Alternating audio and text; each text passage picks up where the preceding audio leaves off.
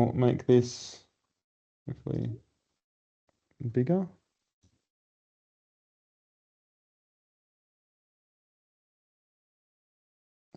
It's not doing that.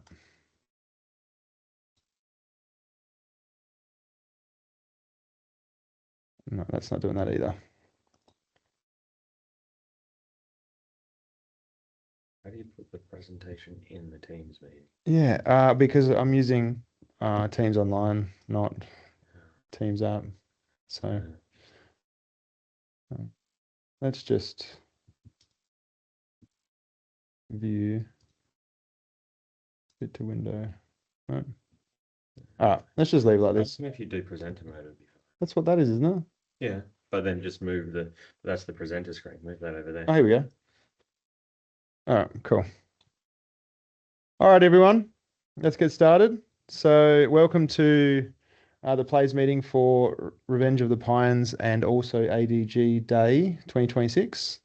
Hopefully we'll be quick on this one. And if for any reason you can't watch the whole thing, we'll have this recorded and I'll send you an email with all the other plays information after this.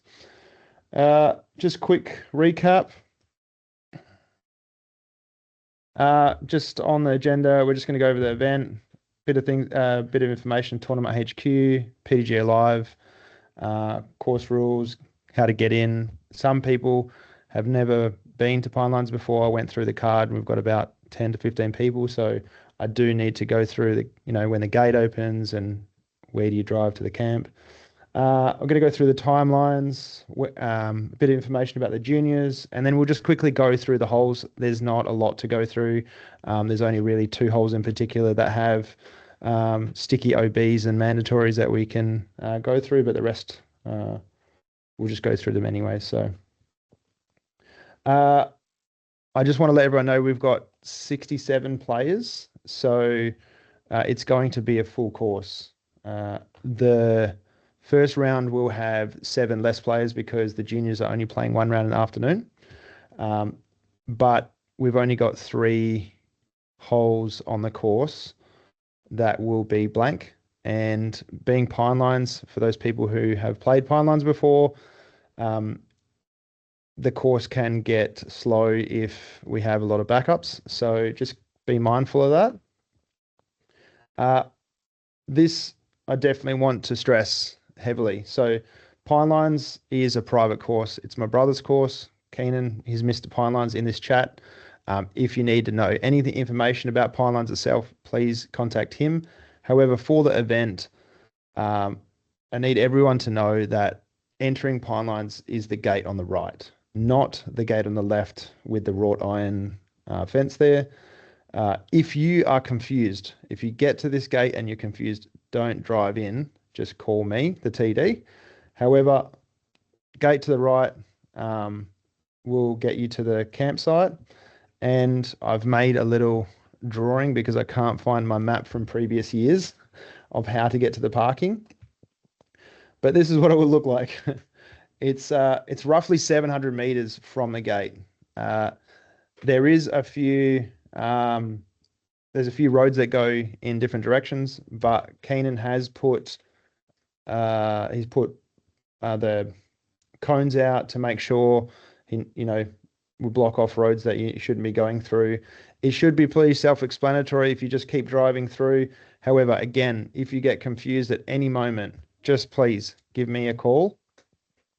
I don't want you to go through someone else's gate or go down a wrong road and get lost. Again, it's a private course. I want to try and make sure every single player gets from the front gate to the parking as they should. Can't stress it enough. If you get confused, make sure you call me.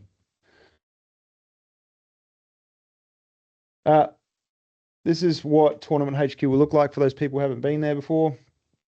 At the tournament HQ, we have a toilet. It is a portable toilet. It is sitting on a trailer. The on-site toilet is not currently working, so we've hired one for the event.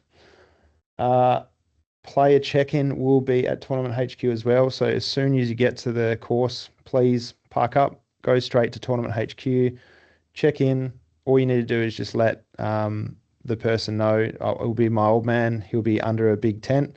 Just let him know that you're here. That's all you need to do. Nothing else, and then you can go practice. If you do have any questions about the event or anything, I'll be at Tournament HQ, so you can ask me or Jason here, or my brother Keenan if you have any questions about the course. Keenan and his wife Dahlia are putting on lunch and breakfast. So at the HQ tent, they'll have a full breakfast setup where you can get drinks, coffee, toasties, and in lunchtime there'll be also burgers and stuff like that. Round 2 timings will also be there. I'll have a bit of a shop myself. It's not going to be a lot, so if you want anything, make sure you order online and I can bring it to the course. It's just going to be chalk bags and stuff like that. And then again, we're going to have the trophy presentation after round 2 at Tournament HQ. And on the parking, I'll just go back one. The parking's just next to Tournament HQ.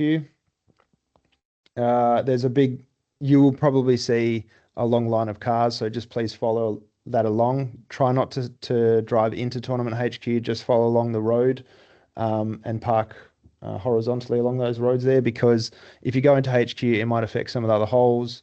Again, if you get confused, please make sure you let me know and I can guide you. This is the schedule. So we've got gates open at 7 and then the round starts at 8. So we've got an hour for player check-in.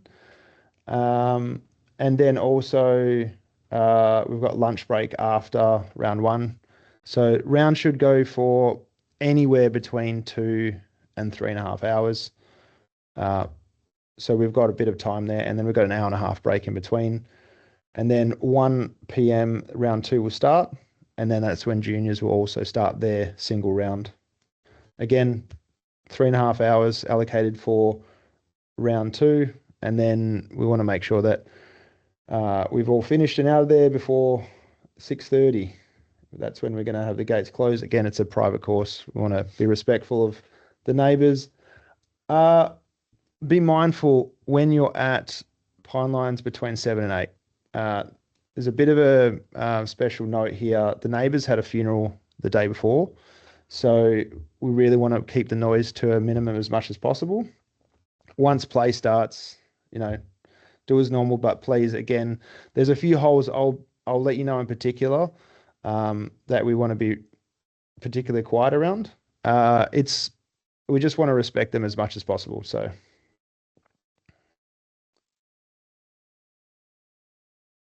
This is the Pit Stop Cafe, which is what Keenan and Dahlia have been putting on. So yes, if you do have any preferences of lunch and breakfast, you can go to the Tournament HQ and we'll have this all on the menu. And Keenan also has cash and FBOS services available. So I think that's it. PDJ live scoring. We have to do all 4 players now, right? Okay. All 4 Everyone players. else Everyone has to score, all 4 players. The access code's ADGD2026. Just remember that in your head. It's ADG Day for 2026. We will be doing a digital, first time I've done it, the digital check-in. So when you go to the HQ, see my old man, all you need to do is say, I'm here, your name, and he can go into the HQ Tournament Central and just say check-in. That will just automatically do all the work for me. I don't have to manually go in and do anything else. So this is just the allocations for round 1, round 2. FJ and MJ are not playing round 1. They're just playing round 2. Both of those divisions need supervision for all of the players. So if you have your kids coming along, just make sure that you're with them at all times on the round. I'm going to try my hardest to make sure that I think we've got three families that we can make sure that, say, if there's only one guardian, I'll put 2 family members with the guardian. and so on and so forth, just so we don't, split them up. However, I'm going to have to see if I can massage that as best as possible. So we'll see how round two goes after round one is finished and where the cards go. Uh, Please be mindful that the course has multiple different T-pad locations. Some T-pads are still out on the course. Those T-pads, if they are out on the course, will not have a T-pad sign for this event. So if for any reason you're confused, you're on the wrong tee, we've had quite a few people practice the course as it sits right now over the last 3 weeks or so. So we should have enough players on the field that know the course pretty well. And it is pretty much the OG course. So most people will know, but for those people that don't, just be mindful that there are other T-pads on the course. If you're confused, if you don't see a T-pad sign, that's not the course for the event. I just wanted to let you all know, if you weren't already knew, that this is the Aussie Disc Golf Day. You've probably seen some advertising for it for September the 19th, 20th. We have asked ADG specifically to do it 1 month earlier because it coincides too close to Perth Open, and they allowed it. So all of your scores for each division will go into the pool. I believe it's PDGA rated score. Yeah, group's PDGA rated score will go toward another PDGA rated score from another state in another event. And there's a possibility any of you can win. And I believe there is ADG have prizes for that. They did put that in the note. I'm not too sure what those prizes are. So yeah, just thought you'd let you know that you are playing against the rest of the country. Yeah, and we had 600 and something last year, and I think this year is going to be bigger. There's already 5 events in Victoria by itself, so, and 1 in each other state. So it's going to be a big year. Queensland's got multiple. Yeah, Queensland's got 3 already as well. So I don't. Now I should have had one. Where are they? They're over there. I won't get it because they can't see it anyways. But I just want to let everyone know there'll be a registration gift for representing 50 years of flight. Thank you to the crew and any other people who are involved in getting these made. These pins will go to every single player for at this event. And yeah, I just want a special shout out to that the crew who have made this, and a big representation of 50 years of flying discs in Australia. It's a big milestone, and yeah, I'm definitely going to put one of these on my bag. I want to have a special thank you for Noisy for putting. He won't be playing the event, but he hit us up saying, he loves Pine Lines, he loves what we're doing, and he wanted to donate some funds to the event. So we put it to one of these collector sets, which sold out in record time today. So we've got one held aside for CTP on hole 15. It is a hole that it is available for all divisions, and it's accessible for all divisions because it's a 75-meter uphill. I mean, I know it's still pretty hard. It's a tunnel shot. I know I won't be banging it. It won't be me. It's a tunnel shot. It's still pretty hard, but it is one of the easier holes on the course. So we wanted to make sure every single person involved was able to get the CTP. So if you do see that sign, everyone's available to get that CTP. And yeah, these collector sets are hot, and hopefully we can hand it out at the presentation and see if anyone is keen to open it at the presentation, see what you get, because there's some really good ones going out at the moment. Revenge of the Pine Lines Perpetual Trophy. This is something that Keenan has done for Pine Lines over the years. It's a slab of wood taken out of Pine Lines, and a bit of a representation of Revenge of the Pines. So best score of the day will have their name put on this plaque. Normally we do sometimes a doubles, sometimes a singles event. This year it's just for the singles. So yeah, best score of the day will have their name put on this. So I think we've had this 4 or 5 years now. I think there's more, but we only had the perpetual trophy for the last 4 or 5 years. So I know. I wish my name was on it. Yeah, hopefully, yeah. That's from any division. Any division again, yeah, any division. I won't be bringing the shop over the weekend, so to make it easy on myself, if you do have any orders you want brought up to the event, just make it tonight at a reasonable hour so I can bring it up and have it, and you can just pick it up at Tournament HQ.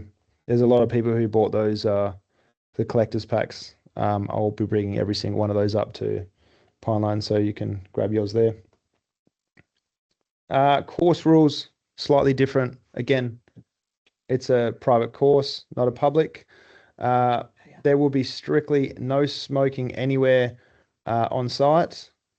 That's a rule brought for Keenan. It is, again, it's a bushland. We want to respect Keenan. The driveway crosses 4 key holes, so cars can leave and enter before round 1. Cars can enter before round 1 and during lunch and after round 2. Otherwise, if the round has started, just bear with me a moment. Zeke. My son in the background. Say hi, Zeke. Come here. Oh, come say hi.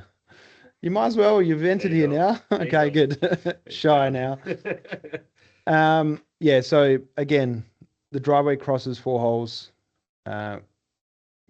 We keep the driving to a almost minimum or not at all while the course is in play. But for any reason, if you do have to leave in an emergency or whatever it may be, if you could let me know in advance, or if you can't, please give me a shout out, even if I'm driving.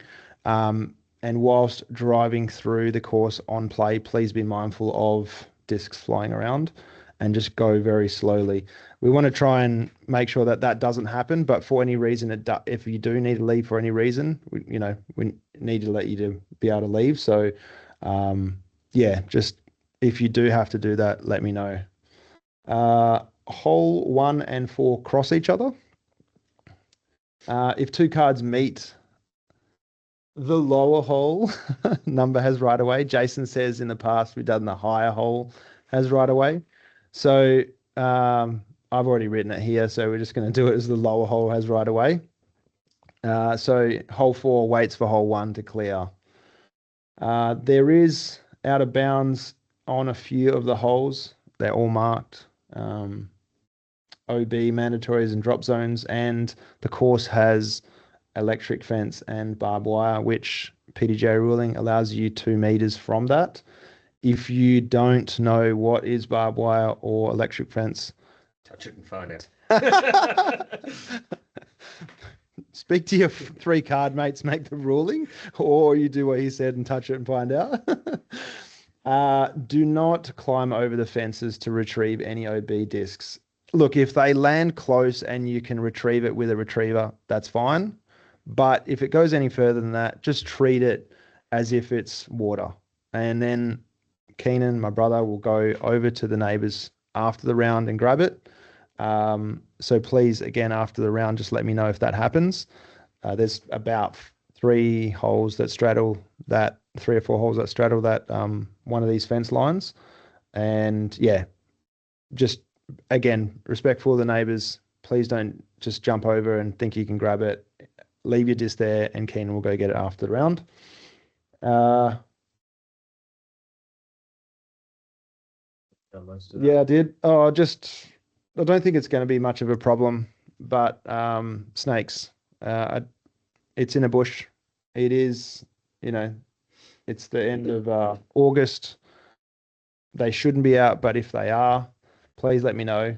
I do catch snakes for a side gig, so I'll have my kit with me.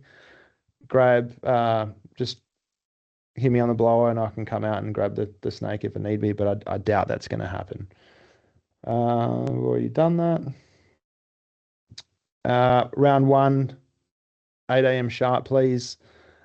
We did have a horn planned, but again, for the neighbours, respecting the neighbours, we're not going to do the horn. So as soon as 8 a.m. starts, just head off. The PDGO live access code is ADG. Again, I've mentioned that before, ADG2026. And for those players who don't know, the course is quite large.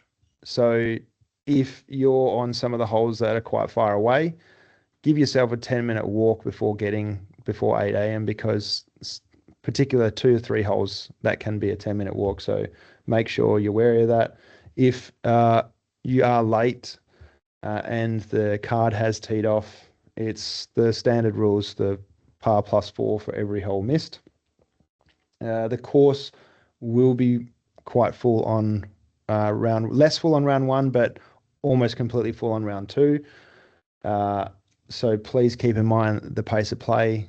Make sure you know the people behind you and the cards in front of you and the cards behind you. And if you're ready to throw, just go. And again, respect the other players, neighbours, and the course, especially the course. It's private, and we want to make sure that we can play there forever. If a rule can't be resolved quickly, just take a provisional and come see me and Jason at Tournament Central after, and we can make a ruling on that. It would be easier to do that than just holding up the rest of the course because you haven't probably some of you haven't played this, but sometimes pine lines can back up pretty heavily, being that it is a wooded course. People are trying to find discs, and some events we've been there where we've anticipated, around making 2.5 to 3 hours can end up being 4.5 to 5 hours. So we really don't want that to happen. I don't think that that's going to be the case in this situation because it is the original 18. Keenan has also made the course look immaculate. It's probably the best it's ever looked. Thank you, Keenan. And a lot of the areas where discs would normally land is a lot clearer than it ever used to be. So you'll find your discs a little bit easier than you have in the past. We're just going to quickly go through the holes. I won't take too long on this, and I'll probably just skip through most of them, but there's no OBs, mandatories, or anything on hole 1. It's pretty straightforward. There is a fence line that is very far. I don't think I've ever seen anyone go there, but yeah. Hole 2, this does have an electric fence. I don't think it's on, but we're still having to keep it as a 2-meter relief. It is about 15 meters from the basket line. So be mindful of that. Hole 3, there is a marked OB with 2 infinities on the right side of the basket. I believe it's in pink. I did it. Is it pink? Mm-hmm. I did it. It's on the floor. It is marked. There isn't flags. It's just paint marking. It is around a bunch of storage that Keenan has, and we've just marked it there for safety reasons. Hole 4 again, fence long. This is a 127-meter hole, so you're throwing 150 to get there. So I don't think that will come in play, but if it does, be mindful of that. It's also the 2-meter relief. No OBs unless you throw backwards here, which I don't think you will. On hole 5. Hole 6, no OBs or mandatories. Hole 7, it does have, I believe, a barbed wire fence on the left, an electric fence on the right, long of the basket. Sometimes the left comes in play and also long of the basket comes in play. Again, if it goes over these fences, please just leave the disc there. Tell my brother and we'll go pick it up after the round. Where are we at? Stu, Danny. Okay, the left doesn't come in play quite often here. If you hit a tree immediately off the tee or ricochet left, it happens quite often, and it straddles the whole hole, so be mindful. This is also 2-meter relief. No OBs or mandatories to worry about on hole 9. Free rider has 2 mandatories on this hole. It also has a fence line toward the basket. On this graphic, you can see some marked lines next to the second drop zone. There is no OB in that area. It doesn't show it on the T-pad, so don't worry. There is only really two mandatories to worry about and a fence line long, which doesn't really come into play. The mandatories do have drop zones next to them. So you will be able to, and they're all marked. There's nothing really other than that to worry about. It's a long hole. Again, this one, if you can, pace of play. This one always is a one that can have backup. So grab your discs if you're ready to throw. Keep the pace going. 3-day log, nothing really to worry about here. No OBs. Same for Spider. Jungle Land, for those people who've played this in the past, it used to have a double mandatory. There is no double mandatory on this one, so you're welcome to send it. There is OB line very far to the right, and I don't think anyone's ever had it or seen it. So you shouldn't have to worry about it. On the right of the bend in this in the line that you throw, there is an electrical box which Keenan has marked with caution tape. It is not OB. It is not. It is in play, but we've just put it there just for safety reasons, just to make sure that you know that it's there. It's just a standard electrical box. There's nothing to be worried about, but I just wanted to make sure that it is bunted. So if you think when you get there, it's out of bounds, it's not. It's in play. And if you were to go very far straight, that's where the parking lot is. So sometimes on busy periods, the parking lot can come all the way up to here. Please make sure that you're not, if you're one of the last people to come and you need to park somewhere, don't park too far into this, the fairway, because it can come into play. Although that's only when we've had tournaments of, say, 90 to 100 people. We shouldn't have that problem in this tournament. Deep throw, there is a fence line long. I think it's just barbed wire. But again, it's quite far from the basket, 15 to 20 meters. I have seen people go over, but it's pretty rare. Same for this one on Stu's Rock Garden, which is very close. You have to get a really bad ricochet to go over the fence here. It's probably 30 meters to the right. CTP hole. Oh, yeah, this is the CTP hole. So I'll leave it at the T pad and I'll give the CTP sign to the card that will be playing this. I'll let you know on the morning if I'll grab one of you and if you can take the CTP sign. And then first person to grab the CTP, just plonk it on the hole, and then it can just be in play from there. Launch pad, nothing really here. What? The sign says par 4. Oh yeah, the sign says par 4. Keenan, if you can, put your thumbs up if you've scribbled it out with with a marker, which I've asked. We should. This is a par 3, and it is a par 3 on PDGA. So, if for any reason it isn't unmarked, I will make sure I go check it in the morning. But for any reason I forget, it's a par 3. Ah, cool. Here's thumbs up from Keenan. Thank you. Get bent. This one's pretty straightforward. Big U-turn, but there's no mandatories or drop zones or anything else like that. And then fade to black, last hole. I have put a line marking for hole 3's basket area, but that's really all there is to worry about. Other than that, I think that's it. All right. Well, final check-in. Just want to let you know, make sure right-hand side for coming into the gate. It's about a 700-meter drive for those who haven't done it. And yeah, check-in, gates open at 7. Check-in straight away after that. I've got it here as 7:30, but you can check in straight away. Round starts at 8. PDG access codes ADGD2026. And then, yes, MJ, FJ, they start second round and they need parent supervision. And then, yeah, just check OB's mandatories for any of those instructions. I will send every single person on this meeting email after this, including this saved meeting link.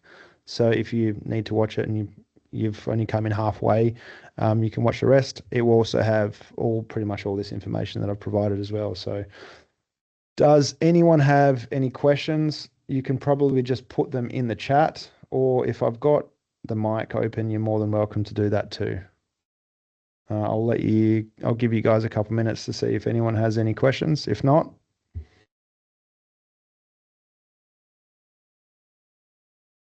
there's a chat message here. Kia Keenan. Keen for Pine Lines to be back on the menu, please. Keenan has just mentioned, please park as close to each other in the car park to keep it limited as much as possible, and 4 drives down to the end if possible. I don't think we've got anything else. Any last requests? All right, guys. Well, I'll see you all tomorrow, and thanks for attending this meeting and the event. And be sure to come see us in the Tournament Central if you have to ask any questions with me and Jason. And good luck tomorrow. Thank you all. See you then.